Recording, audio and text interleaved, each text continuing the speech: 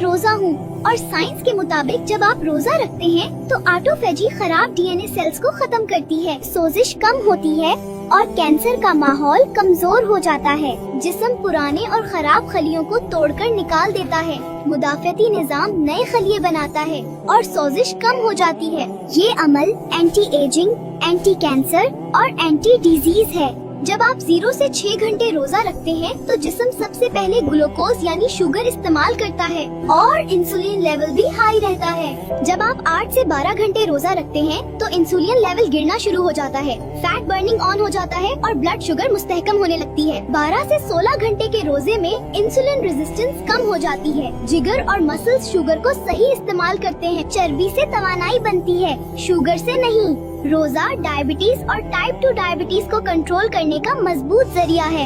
High blood pressure में रोजा रखने से इंसुलिन कम होता है, नमक की मिकदार कम जमा होती है और खून की नालियां रिलैक्स हो जाती हैं। इसीलिए रोजे से नसों का प्रेशर कम होता है और ब्लड प्रेशर कुदरती तरीके से कंट्रोल हो जाता है। मोटापे और पेट की चर्बी के लिए रोजा इंसुलिन को कम करता है, चर्बी जलने लगती है और हार्मोन्स का तवाजुन बेहतर हो जाता है। पेट की चर्बी कम हो जाए तो ब्लड प्रेशर, शुगर और दिल सब कंट्रोल में आ जाते हैं। दिल की बीमारी में रोजा रखने से खराब कोलेस्ट्रॉल कम होता है, अच्छा कोलेस्ट्रॉल बढ़ता है और खून जमने का खतरा कम हो जाता है।